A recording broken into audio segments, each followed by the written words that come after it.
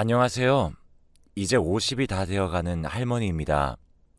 요즘 같은 세상에 나이 50도 안 된 제가 할머니라고 하니 우스우실 텐데요. 제가 딸을 일찍 낳았는데 제 딸도 저처럼 손주를 일찍 낳아서요. 진짜 할머니 소리를 듣고 산답니다. 저는 18살에 딸을 임신했습니다. 전 부모님이 안 계시고 할머니 밑에서 자랐었는데요. 할머니가 돌아가시고 제가 한동안 밥도 제대로 못 먹다가 먹으려니 헛구역질이 너무 심하게 나더라고요. 단순히 오랜만에 밥을 먹다 보니 그런 줄 알았는데 몇 번을 그러고 배도 불러오는 것 같아 이상해서 병원을 가보니 임신이었습니다. 남자친구는 그때 성인이었고 저희 지역에서는 이름만 대면 알아주는 명문대 학생이었어요.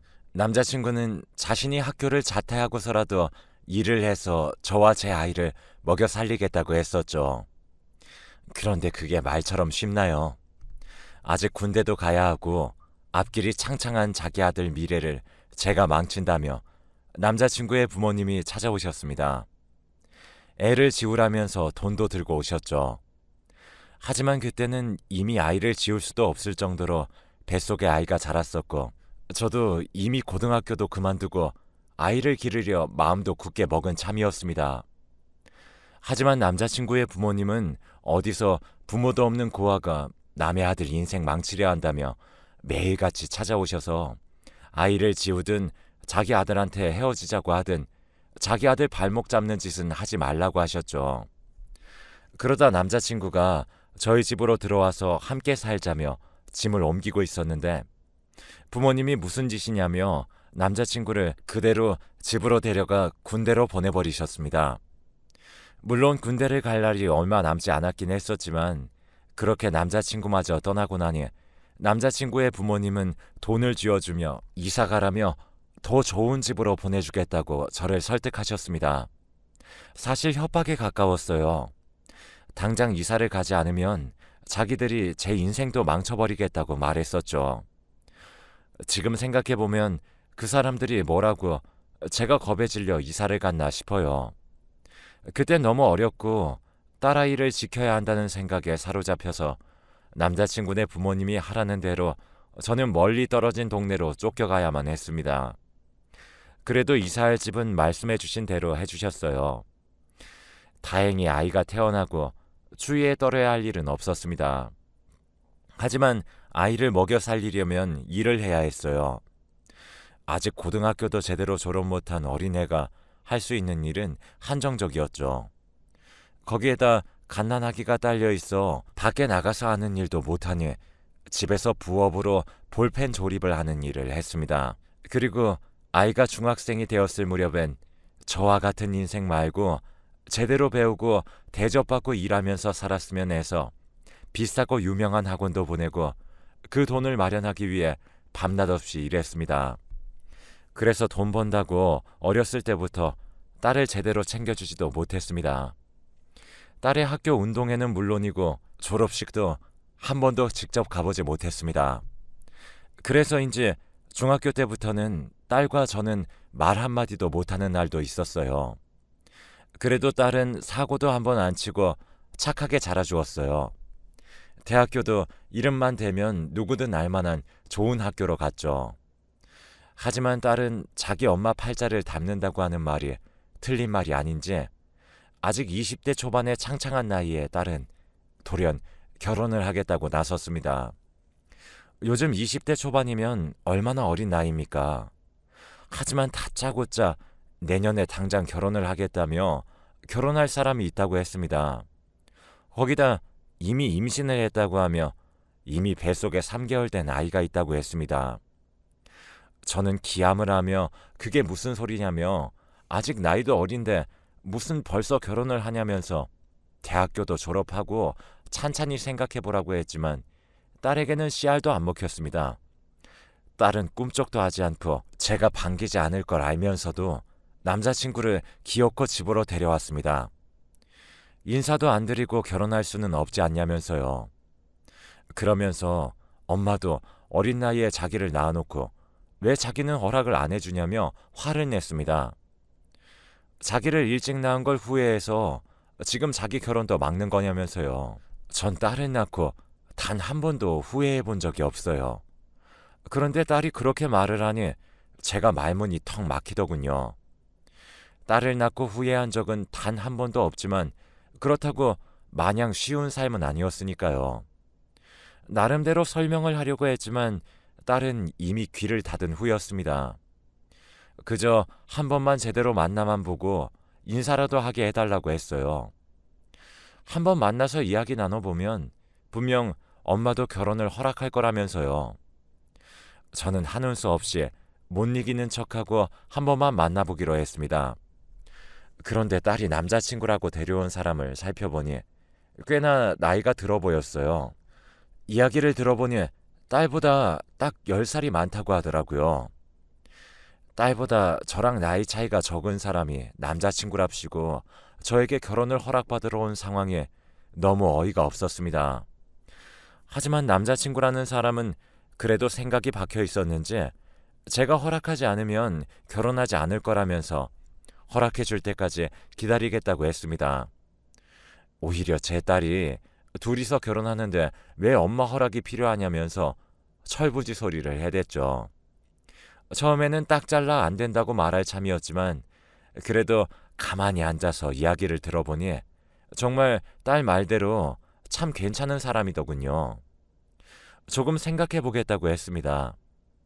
딸은 생각해 보겠다는 제 말에 궁시렁댔지만 남자친구라는 사람은 차분히 그럼 천천히 생각해 봐달라고 하더군요. 그 이후로 가끔씩 저희 집에 들러 저녁도 먹고 주말이면 저희 집에 와서 고장난 것들을 고쳐주기도 했습니다. 참 순박한 모습에 저도 결국엔 결혼을 허락해 주었습니다.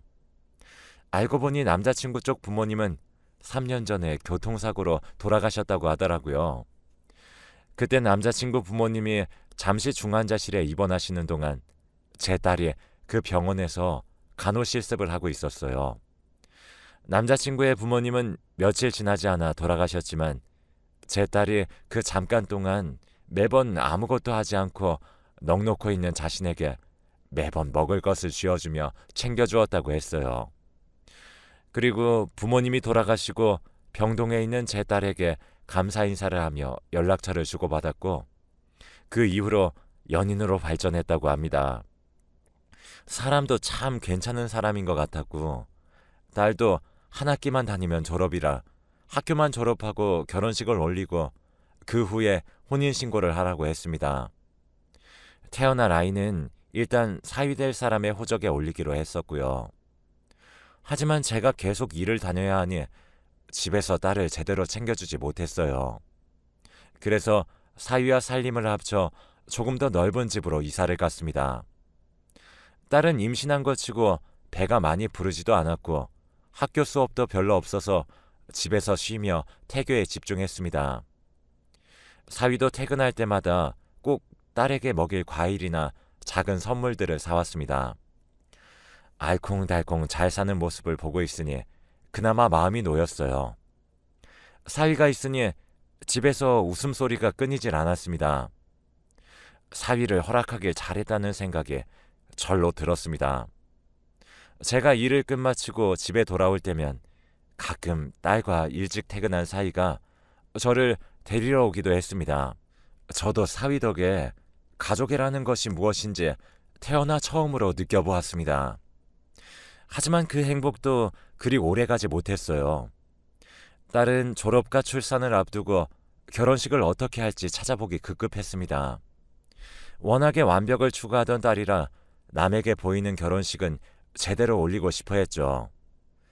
집 근처에서 웨딩 박람회가 열린다는 소식에 저와 함께 가기로 했었지만 갑자기 가게 사장님이 나와줄 수 있냐는 부탁에 딸 혼자서 박람회로 향했습니다. 저는 출근하자마자 정신없이 밀려드는 손님들의 시간이 어떻게 가는지도 모르고 일했습니다. 하지만 퇴근하며 휴대폰을 보니 부재중 전화가 수도 없이 찍혀 있었습니다. 모르는 전화번호와 사위의 부재중에 번갈아가며 찍혀 있었어요. 저는 놀라서 사위에게 전화를 걸었습니다. 사위는 전화를 받자마자 엉엉 울며 제 딸 세희가 교통사고가 나서 지금 수술 중이라며 얼른 와달라고 하더라고요. 저는 혼비백산해서 병원으로 달려갔습니다. 딸은 혼자 웨딩 박람회에 들렸다 나오는 길에 졸음 운전을 하던 트럭에 치여 몇 미터씩이나 날아갔다고 합니다. 심지어 그 트럭 운전사는 제 딸을 치고도 바로 브레이크를 밟지 않아 멀리 날아간 제 딸을 한 번 더 밟을 뻔했다더군요.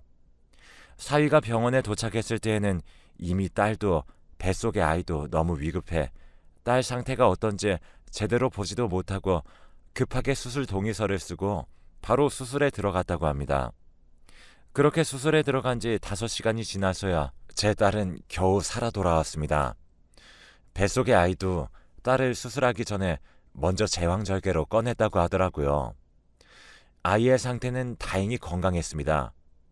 하지만 문제는 딸이었습니다. 다음 달이면 졸업과 결혼식을 앞두었던 딸은 쉽사리 일어나지 못했습니다.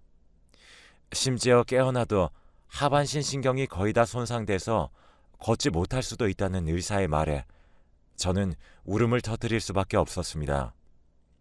2주 만에 깨어난 딸은 눈을 뜨자마자 오열했어요.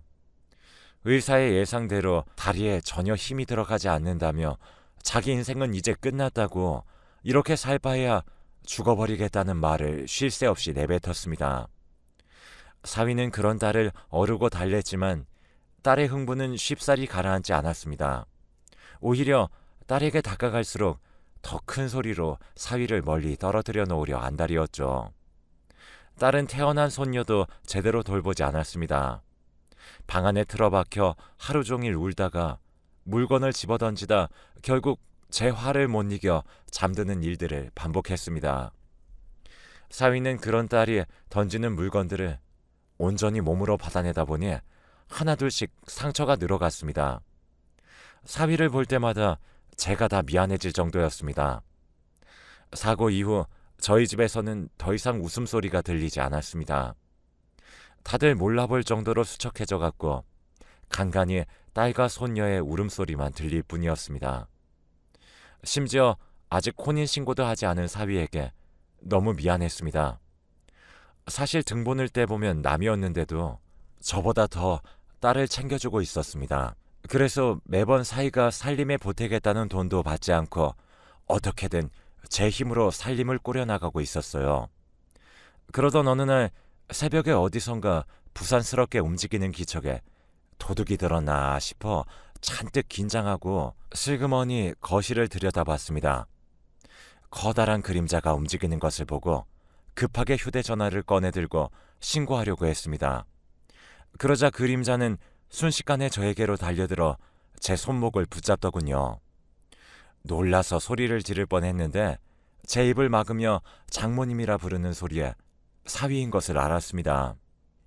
그리고 사위는 숨 쉴 틈도 없이 저에게 말했습니다. 장모님, 제가 지금 회사에서 2년 동안 필리핀 출장이 잡혔어요. 근데 세희한테는 제가 도망간 거라고 말해주세요. 물론 여기 편지도 같이 전해주시고요. 그러면 세희 성격에 분해서라도 이 상황을 딛고 일어날 거예요. 장모님 알고 계셔요. 딱 2년이에요. 가끔씩 연락드릴게요. 그러고선 저에게 이미 자기 몫의 빈칸은 모두 채워진 혼인신고서를 지어주었습니다. 제가 얼떨떨하게 있는 사이에 사위는 저에게 인사를 하고선 집을 나갔습니다. 그리고 제 손에 쥐어진 것을 확인해보니 혼인신고서 말고도 저에게 쓴 편지와 두둑하게 들어있는 돈 봉투가 있었습니다. 편지에는 자신이 돌아올 2년 동안 살림에 보태라며 돈을 넣어둔다며 원래는 결혼식을 올리고 드리려 했던 돈이라며 이미 자기는 제 사위인 몸이니 마음 불편하게 생각하지 말고 돈을 받아달라고 적혀 있었습니다. 그 새벽에 편지를 몇 번을 곱씹으며 어쩌다 이렇게 된 건지 서러워져 새벽에 깬 손녀의 울음소리에 저도 그만 눈물을 흘리고 말았습니다. 손녀를 어르고 달래면서도 제 눈물은 쉽사리 그치지 않더군요. 한참을 울고 나니 오히려 머릿속이 개운해지면서 사위가 이렇게까지 노력하는데 저도 딸이 다시 일어설 수 있도록 노력해야겠다고 굳게 마음을 먹었습니다. 그 다음날 사위의 편지를 읽은 딸 덕분에 집은 또다시 뒤집어졌습니다. 딸은 사위에게 전화를 걸어댔지만 몇 번이고 없는 번호라는 안내 멘트가 나오자 딸이 도끼를 품고 온 집안 물건을 던져댔습니다. 이제는 그 물건들을 제 몸으로 받아줄 사위가 없으니 제가 딸을 붙잡고 말려야 했습니다. 거기다 사위가 쓰고 간 편지를 몇 번을 읽어내리고선 남편을 찾아 나서야겠다며 막무가내로 휠체어를 끌고 집 밖으로 나가려고 했습니다. 하지만 지금까지 집에만 있었으니 휠체어를 혼자서 움직이는 것조차 쉽지 않았습니다. 그러자 딸은 혼자서 씩씩거리다 재활치료를 받으러 가겠다고 했습니다. 몇 달을 설득해도 절대 안 갈 거라며 이대로 죽어버릴 거라고 하던 딸이 정말 사위가 말한 대로 하니 마음을 굳게 먹은 것이었습니다. 딸은 그 이후로 죽기 살기로 이 악물고 재활 운동을 했습니다. 그렇게 재활 치료를 시작한 지 6개월 만에 딸은 누군가의 도움 없이 일어섰습니다. 물론 1분도 채 채우지 못하고 다시 주저앉았지만요. 하지만 그때부터 딸은 무섭도록 치료에 전념하였습니다. 도망간 그놈 꼭 찾아가서 잡아다가 왜 그랬냐며 따져 묻겠다면서요. 저는 틈틈이 사위와 연락을 주고받으며 손녀와 딸이 어떻게 지내고 있는지 가끔씩 사진을 찍어 보내주었습니다. 사위도 자기는 잘 지내고 있다며 생각보다 일이 진행이 빨라서 한국에 조금 일찍 들어올 수도 있을 것 같다는 이야기도 전해주었습니다. 그 이야기를 전해주었을 때쯤에는 딸도 조금씩 난간을 붙잡고 걸을 수 있을 정도였습니다. 사위가 돌아올 때면 딸도 완전히 혼자 걸을 수 있을 것 같았죠. 사위가 돌아오면 딸이 어떤 반응일지 궁금해 입이 근질거려 딸에게 비밀로 하는 것이 제일 고역이었습니다. 처음에는 딸이 일찍 결혼하겠다는 것이 탐탁지 않았는데 결국 사위가 없었다면 딸은 다시 일어서지 못했을 걸 생각하니 사위가 있어 참 다행이라는 생각이 절로 들었습니다. 남자 보는 눈 하나는 기가 막힌 걸 보니 제 딸이 제 팔자를 닮진 않았나 봅니다. 그리고 기다리던 사위가 돌아오는 날에 맞춰 딸과 저는 여행을 가기로 했습니다. 사위가 비행기에서 내리는 시간에 맞춰서 공항으로 향했습니다. 딸은 꿈에도 모르고 있는 걸 보니 자꾸 웃음이 새어나왔지만 딸은 제가 그저 여행을 가서 신이나 웃는 줄로만 알았습니다. 그렇게 공항에 도착해서 저희는 출국장 앞으로 향했습니다. 딸은 왜 비행기는 타지 않고 이리 오냐며 저를 타박했지만 저는 억지를 써가며 이곳이 비행기를 타는 곳 아니냐며 우겼습니다. 거기까지는 변명거리를 생각해 놓지 않아 땀을 삐질 흘렸죠. 그러던 중 출국하는 사람들 사이에서 사위가 나타났습니다.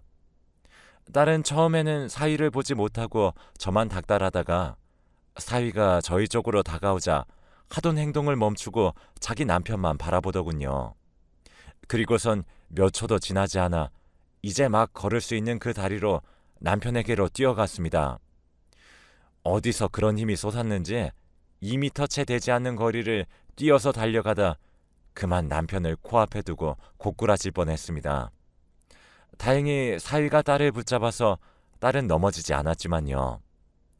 딸은 가까이서 사위의 얼굴을 확인하더니 가슴팍을 두어 차례 내리치며 어디 갔다 온 거냐며 밉다는 말을 하다가 끝내 울음을 터뜨렸습니다.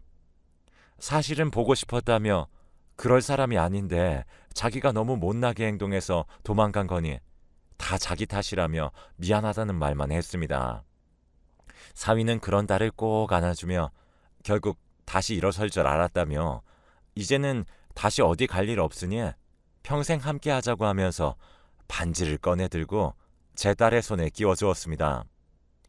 2년 전에 올리지 못한 결혼식을 이제는 올리자고 하니 딸은 숨이 넘어갈 듯 울어댔습니다. 손녀도 자기 엄마가 우니 따라 울어서 순식간에 공항 한복판은 울음바다가 되었습니다. 그리고 저도 이날을 위해 간직하고 있었던 혼인신고서를 꺼내들어 사위의 손에 쥐어주었습니다. 사위는 곧바로 이제 여기 있는 빈칸에 반만 채워주면 된다면서 혼인신고서를 펼쳐들어 딸에게 보여주었습니다. 그러자 딸은 울음도 멈추고 놀란 표정을 짓더니 그럼 이렇게 된 김에 지금 혼인신고하러 가자며 사위의 손을 이끌었습니다. 저희는 울다가 딸의 행동에 빵 터져서 웃으면서 그러자며 곧바로 주민센터로 갔습니다. 그리고 저희는 호적상으로도 가족이 되었습니다. 집으로 돌아오는 길에 딸은 어떻게 자기를 감쪽같이 속일 수 있냐면서 투정 아닌 투정을 부렸지만 그리 길게 가진 않았습니다. 자기도 왜 우리가 그런 행동을 해야만 했는지 대충 아는 눈치였어요. 그동안 사위는 어떻게 지내냐 물으니 회사에서 새로 시작하는 사업을 자기가 맡아서 하느라 눈코 뜰 새 없이 바빴다고 했습니다. 영 그곳 음식도 입에 맞지 않아 초반엔 너무 힘들어서 한국 음식만 찾아 먹었다며 자기가 살이 쏙 빠지지 않았냐면서 농담도 던졌습니다.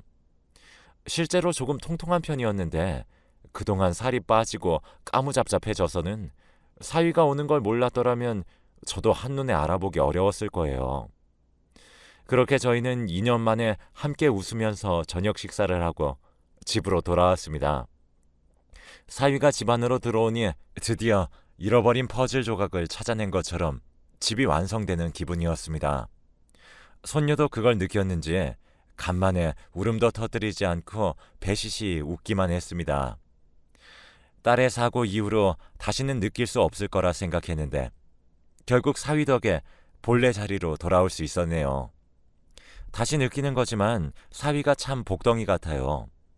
그 일이 있고 벌써 5년이나 지나 딸도 30을 넘긴 나이가 되었지만 그 이후로 저희 집에서는 웃음이 끊이질 않습니다. 앞으로도 이렇게 행복한 날만 남은 것 같네요. 여러분들도 행복한 가정 이루시길 바랄게요.